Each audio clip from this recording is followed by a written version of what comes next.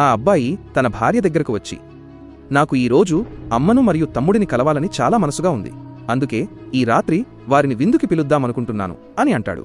దానికి ఆమె, మీకు అంతగా మనసుంటే పిలవండి అంటుంది. అప్పుడు అతను, వారి కోసం నువ్వు మంచి మంచి వంటలు చేస్తావా అని అడుగుతాడు. దానికి ఆమె, సరే చేస్తాను అంటుంది. అప్పుడతను, సరే నేను వారికి ఫోన్ చేస్తాను, మరియు నువ్వు నా టిఫిన్ సిద్ధం చేయి, నేను ఆఫీస్కు వెళ్ళాలి అని అంటాడు. ఆఫీస్కు వెళ్లేటప్పుడు భార్య టిఫిన్ ఇచ్చిన సమయంలో కూడా, ఈరోజు అమ్మ మరియు తమ్ముడు వస్తున్నారని గుర్తుంది కదా అని అంటాడు.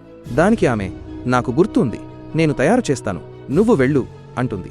అప్పుడతను, గుర్తు చేశాను, ఎక్కడ నువ్వు నిద్రపోతావో ఏమో, ఎందుకంటే చాలా వంట చేయాలి, కాబట్టి సమయం కూడా పడుతుంది, మరియు ఏమైనా తక్కువైతే నాకు ఫోన్ చేయవచ్చు అని అంటాడు.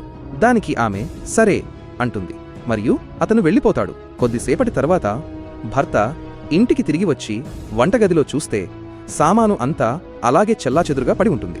అప్పుడు లోపలికి వెళ్లి చూస్తే ఆమె నిద్రపోతూ ఉంటుంది. అప్పుడతను నిద్రలేపి, నేను నీకేం చెప్పి వెళ్ళాను, నువ్వు నిద్రపోతున్నావు అని అంటాడు.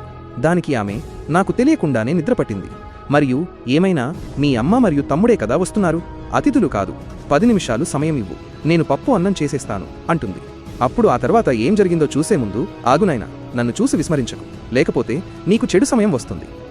ఒక్కసారి కామెంట్లలో హర్ హర్ మహాదేవ్ అని రాసి వీడియోకి ఒక లైక్ చేసి ఛానల్ను సబ్స్క్రైబ్ చేయి. నీ ప్రతి కోరిక నెరవేరుతుంది. అసలైన విషయం ఏంటంటే, వీరి అమ్మ మరియు తమ్ముడినే ఆ భర్త విందుకు పిలిచాడు.